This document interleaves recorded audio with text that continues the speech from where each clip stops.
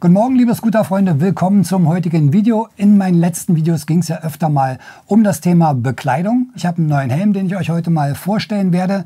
Der ist noch komplett verpackt. Ich werde mal mit euch zusammen auspacken und mal vorstellen. Dieser Helm hier ist von John Doe, eine deutsche Firma. Das ist der JD1. Ein Integralhelm, auch wieder ein Helm, der so ein bisschen in dieses Retro-Segment reingeht von der Optik. Das mag ich sehr, da kann man an sich fast zu allem fahren. Gerade bei Vespa, Lambretta, Scootern sehen so eine Retro-Helme sehr schick aus. Oder wenn ihr einen Scrambler habt oder ein klassisches Motorrad, dann sind die von der Optik, finde ich, sehr passend. Ja, und würde ich sagen, packen wir den mal zusammen aus. Ich zeige euch, was drin ist. Und danach sage ich euch ein bisschen was zu den Features, zu der Ausstattung und zu den Besonderheiten von dem Helm. So, schöner Karton auf jeden Fall schon mal. Sieht super aus, ja, von der Optik. Zack, geht nach oben auf.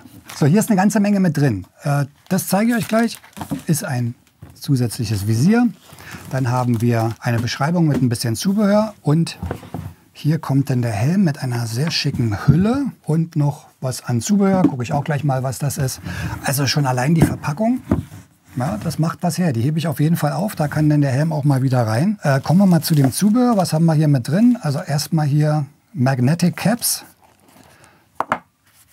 Auch alles sehr schön verarbeitet. Hier sind jetzt zwei weiße Kappen drin.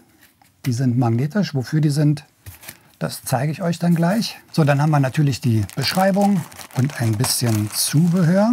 Hier die Beschreibung sehr schön gemacht.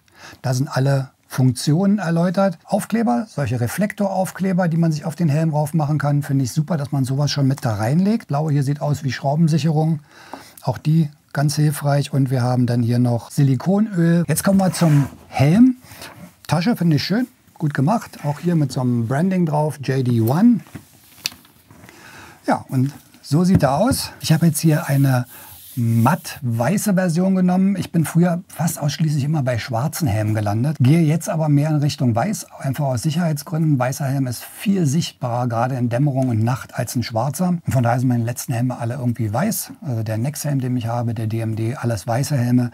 Auch den habe ich jetzt wieder in weiß genommen. Ich finde es erstmal eine sehr neutrale Farbe, sehr schick. Und wenn man schon komplett schwarze Kleidung hat, finde ich immer so ein weißer Helm so als Signal nochmal ganz gut. Einfach für die Sicherheit und für die Sichtbarkeit. Ja, dieser John Doe Helm entspricht natürlich der neuen Norm, der ECE 2206, hat jetzt hier, das seht ihr schon, ein gelbes Visier. Das ist da mit dabei schon. Hier in der Packung ist noch ein zweites mit drin. Das ist momentan so ein Angebot. Also für den Preis eines Helms bekommt ihr zwei Visiere. Bei der weißen Version ist ein gelbes mit dabei und hier ist nochmal ein klares Visier mit dabei. Gut, was haben wir für Features jetzt? Wir haben natürlich hier vorne eine Belüftung, die man in verschiedenen Stufen einstellen kann. Wir haben dann hier die Lüftungseingänge an der Seite und hier oben. Sehr schön gemacht. Auch an der Rückseite wieder eine einstellbare Lüftung für den Lüftungsstrom, dass der hinten wieder schön austreten kann. Dann haben wir hinten noch eine Riemensicherung dran zur Befestigung einer Brille, wo man normalerweise denkt, ja, hat ein Visier, braucht ja gar keine Brille. Aber das zeige ich euch gleich, das hat auch einen bestimmten Grund. Innen drin, Verschluss ist ein Doppel-D-Ring. Die Polsterung innen drin sieht sehr hochwertig aus. Wir haben hier diese beiden Sicherheitslaschen. Im Falle eines Unfalls kann der Helm dann von den Notfallkräften sofort rausgezogen werden, dass die Polster hier rausgehen, der Helm besser abgeht. Dann halt, wie gesagt, hier dieser Doppel-D-Ring-Verschluss. Auch da eine kleine Besonderheit, die zeige ich euch auch gleich mal, wenn ich ihn aufsetze. Der Helm ist auch vorbereitet für ein Kommunikationssystem. Hier sind also schon die Mulden, die vorgesehen sind für die Lautsprecher. Ansonsten alles super verarbeitet. Das mit dem gelben Visier finde ich echt ganz cool. Ich habe auch für Nachtfahrten oft eine gelbe Brille, die ich nutze. Das erhöht so ein bisschen die Kontraste bei Nachtfahrten. Visiermechanismus ist relativ leicht zu handhaben. Hier ist an der Seite eine schöne Lasche, da komme ich auch mit Handschuhen ran. Also Visier rastet in mehreren Positionen ein. Wir haben einmal hier ganz oben diese Position, dann eine in der Mitte, eine hier unten, wo noch eine Lüftung da ist und dann geht es ganz runter und dann saugt sich das Visier auch ganz schön an diese Gummilippe an. Das merkt man auch, also da kriege ich das nicht mehr hoch. Also das ist wirklich, das saugt sich hier wunderschön ran, dichtet gut ab. Das ist immer wichtig, dass kein Regen reinkommen kann und natürlich auch für die Geräusche. Das werde ich dann aber auf jeden Fall bei der Fahrt nochmal testen, wie so die Geräusche sind beim Helm. Ist ein sehr cleanes, sehr sauberes Design, was man auch wirklich vermisst. Hier ist kein großes Branding dran. Hier unten steht ein kleiner Schriftzug John Doe dran. Eine Sache, die ihr vielleicht auch vermissen werdet, und zwar hier diese kleinen Pupsis für das Pinlock-Visier. Das gibt es bei dem Helm nicht, denn der hat eine spezielle Beschichtung im Visier. die gegen Kratzer ist und auch innen gegen das Beschlagen. Das würde ich ganz gerne auch mal testen. Muss mal gucken, ob ich irgendwie mal einen nassen Tag erwische, wo man das mal testen kann. Auf jeden Fall brauche ich kein Pinlock-Visier, habe also auch diese kleinen Gummischniepel da nicht, mit denen das befestigt wird. Da ist also innen drin eine Anti-Fog-Beschichtung im Visier. Hergestellt ist der Helm aus Fiberglas. Es gibt auch einen als kompletten Carbonhelm, der dann noch ein bisschen leichter ist. Gewicht jetzt hier bei dem, das ist ein M, ist 1460 Gramm. Fühlt sich auch relativ leicht an. Ja, was jetzt bei dem John Doe One Helm sehr interessant ist, den kann man customizen. Der ist sozusagen modular aufgebaut. Ich kann ihn also als Integralhelm nutzen mit Vollvisier und dann habe ich die Möglichkeit, das Visier abzunehmen. Es geht alles ohne Werkzeug. Hier an der Seite ist eine Schraube, die kann ich mit einer Münze einfach öffnen. Die Schraube hier rausnehmen. Passend zum Visier kriegt man dann verschiedenfarbige Abdeckschrauben und Kappen. In diesem Beispiel, da sieht man schon, ist ein bisschen Loctite schon drauf, ist es jetzt eine goldene Schraube, einer gelben Abdeckung. Bei einem anderen Visier ist die dann andersfarbig. Können wir doch gleich mal gucken, ob das mit bei ist. Legen wir den Helm mal kurz zur Seite. Hier ist ja das klare Visier, was mitgeliefert wird. Hier bei dem klaren Visier, da sieht man jetzt, sind schwarze Abdeckkappen und schwarze Schrauben mit dabei. Die haben unheimlich viele. Also von dunkel getönten, versilberten, orangen, blau, glaube ich, mit bei. Ganz viele verschiedene Visiere. Und dann ist immer diese passende Schraube mit der Abdeckkappe in der passenden Farbe mit dabei. Andere Seite mache ich mal die Schraube auch ab. Wie gesagt, das ist super easy. Also alles nur hier mit einem 50-Cent-Stück oder Euro. So, Schraube raus. Dann habe ich das Visier in der Hand, kann es dann rausnehmen. So, jetzt habe ich den Helm offen. Jetzt kann ich mir dieses mitgelieferte Zubehör mal nehmen. Diese kleine Kappe hier. Und das ist jetzt eine magnetische Abdeckkappe. Da gibt es auch nur wohl eine Position, wo es rein kann. Ja, hier steht es drin, das ist die rechte Seite, das andere ist die linke. Also das Ding kommt hier ran. So rum oder so rum. So rum. Zack, einmal reindrücken und dann habe ich das Ganze komplett plan. Und jetzt gibt es bei John Doe noch verschiedene Zubehörteile. Ihr könnt einmal verschiedene Schirme hier oben ranmachen. Die habe ich mir jetzt nicht bestellt, weil ich fahre immer integral. Also hier oben gibt es einen kleinen Schirm, einen etwas längeren Schirm, wo man dann so ein bisschen so einen Offroad-Adventure-Look hat, aber im Retro-Style. Also man kann einen Schirm ranmachen. Dann hat man natürlich die Möglichkeit, hier hinten ist ja diese Brillenarretierung, damit euch das Brillengummi nicht verrutscht. Es gibt von John Doe direkt passende Brillen dazu, in der richtigen Größe, die da reinpassen. Ich nehme jetzt mal als Beispiel hier nur meine klassische Goggle und dann könnt ihr den Helm mit Brille fahren, als offenen Integralhelm sozusagen. Und dann ist hier wirklich alles ganz clean. Ich kann als Integral fahren, mit einem Schirm, ohne Schirm und mit Brille, mit einem kleinen Schirm. Also den kann man sich so customizen, wie man das möchte. Genauso hier innen drin diese Wangenpolster, die sind austauschbar. Die gibt es auch im Zubehörprogramm in verschiedenen Dicken. Ich glaube, ich habe jetzt hier eine 25 mm drin. Kann man im 20, 15, 30, 35. Man kann sich also das Wangenpolster wirklich so anpassen, dass es dann auf die eigene Kopfform perfekt passt. Das ist auch eine super Sache, um das Ganze dann wirklich an die eigenen Bedürfnisse anzupassen. Da haben sie also auch gut mitgebracht.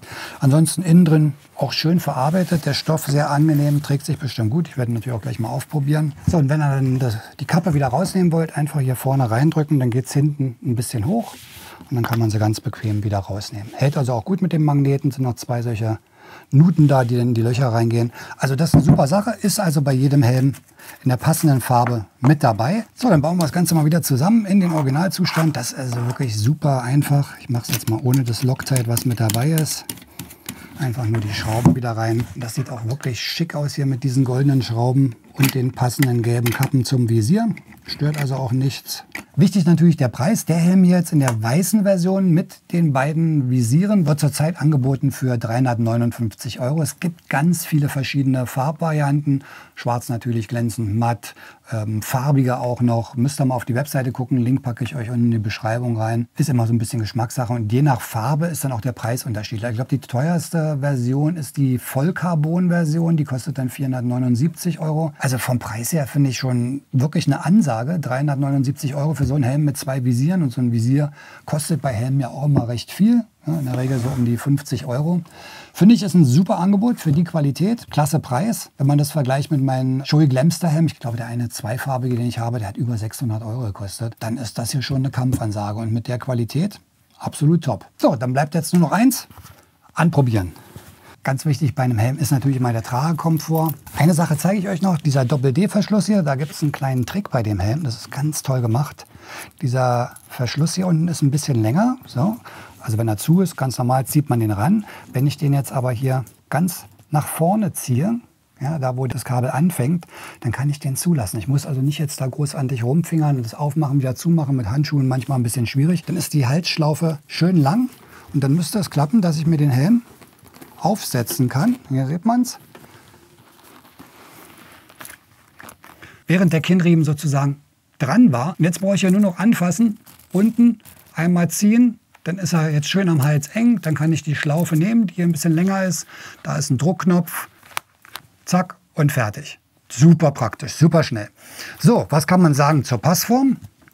Passt sehr gut die M bei mir. Da bewegt sich jetzt auch nicht viel. Hier bei den Wangenpolstern, da könnte ich jetzt noch ein bisschen variieren. Das müsste ich mal schauen, wie das dann bei der Fahrt ist, ob das so ausreicht. Im Augenblick sitzt er super. Jetzt mache ich das mal ganz hoch. Ja, und dafür ist der Helm bekannt. Ein enorm großes Sichtfeld. Also wenn ich jetzt hier so rechts, links gucke, das Feld hier ist riesig. Also ich sehe ein ganz bisschen hier unten so im Blickwinkel. Oben sehe ich ganz, da muss ich schon nach oben gucken. Und das ist wirklich, das ist super angenehm. Also ich habe hier ein Sichtfeld, fast wie beim Jethelm. Also den sieht man ja auch manchmal hier außen noch, den Rand. Aber ich habe halt die Sicherheit eines Integralhelms mit dem Feeling eines offenen Jethelms. Leicht, ist also schön ausbalanciert. Es kommt ja immer darauf an, wie die Balance vom Helm ist. Das teste ich aber nochmal bei der Fahrt selber. Werde euch da auch nochmal berichten. Aber so vom ersten Feeling her, super gut. Bedienung geht super gut mit einer Hand hier. Rastet dann schön ein, je nachdem, wo man es haben möchte. Das ist also wirklich gut gemacht hier. Ja. Also auch mit Handschuhen gut bedienbar. So, zum Ausziehen kann ich jetzt unten den Druckknopf wieder lösen.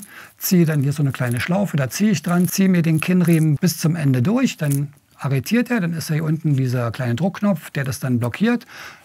Lege den mir ein bisschen nach vorne und kann dann ganz bequem wieder abnehmen und die Mütze aufsetzen. Also Passform auch gut. Das mit dem gelben Visier, das muss ich wirklich mal testen, ob ich dabei bleibe. Ich finde, das sieht natürlich irgendwie ganz cool aus. Ja, also für den Preis muss ich sagen, toller Helm. Schönes, leichtes Gewicht, neuester Sicherheitsstandard mit der ECE 2206. Super Preis, also jetzt für die einfarbige weiße Variante hier 359 € finde ich schon eine Ansage. Die farbigen liegen dann ein bisschen höher, Carbon bei 479, aber auch das sind alles noch Preise für einen guten Helm, absolut in Ordnung. Dann dieses modulare System finde ich toll, dass man den Helm jetzt umwandeln kann, mit einem Sonnenschirm hier oben, mit einer Brille tragen kann, ganz ohne, das hier vorne zumachen kann. Also da haben sie sich wirklich was einfallen lassen, den kann man customizen, den Helm so ein bisschen nach seinem eigenen Geschmack. Es gibt ja vielleicht auch viele, die lieber mit einer Brille fahren anstelle von einem Visier, um ein bisschen mehr Frischluft zu bekommen. Kann man mit dem auch machen, entweder ganz ohne oder halt mit so einem kleinen Schirmchen oder ein längeres Schirmchen. Der sieht dann auch richtig gut aus. Muss also nicht jetzt da irgendwie 2, 3 Helme kaufen, dann hat alles in einem. Integral oder so als halboffenen Helm fahren, trotzdem mit Kinnschutz, mit Brille oder mit Visier. All-in-One-Lösung. Also da muss ich sagen, hat John Doe wirklich einen tollen Helm rausgebracht. Ich habe auch schon Jeans von John Doe, bin da auch super zufrieden mit, tolle Qualität. Ist eine Firma aus Deutschland, wie es so schön heißt, Support Your Local Dealer. Also von daher diesmal ein Helm von einer deutschen Firma. Und in den nächsten Videos werde ich den natürlich dann auch mal ausgiebig testen und so ein bisschen den Tragekomfort mal testen, Geräuschentwicklung. Gerade auch bei Bewegungen gibt es irgendwelche Windverwirbelungen. Das werde ich mir dann alles mal genauer anschauen. Und dann natürlich auch, wie das mit dieser Anti-Fog-Beschichtung innen ist, ob das funktioniert. Weil wenn man keinen Pinlock mehr braucht, wäre natürlich klasse. Weil wenn man ehrlich ist, so ein Pinlock ist wieder noch eine Schicht Kunststoff dazwischen. Also nächster Schritt ist dann den Sticker abmachen, raus an den Roller und mal eine Testfahrt machen. Das mache ich aber im nächsten Video. Heute ist leider nicht so schönes Wetter draußen. Aber ich halte euch da auf dem Laufenden. Bleibt dran, dann seht ihr auch den Test von dem Helm natürlich noch. Den Link zu John Doe packe ich euch unten mit rein. Dann könnt ihr euch mal die ganzen Helme angucken. Und auch die Klamotten, die haben tolle Sachen wie Jeans mit einem sehr hohen Sicherheitsstandard, Jacken, auch alles mögliche. Tolle Sachen. JD1 Helm ist wirklich sehr gelungen, muss ich sagen. Mir gefällt er klasse und von daher ist das mein Helm für die nächste Saison. Ich hoffe, das Video hat euch gefallen. Wenn ja, dann könnt ihr mir gerne einen Daumen nach oben hinterlassen. Wenn ihr fahrt, fahrt vorsichtig, bleibt gesund. Wir sehen uns im nächsten Video. Bis dann und ciao.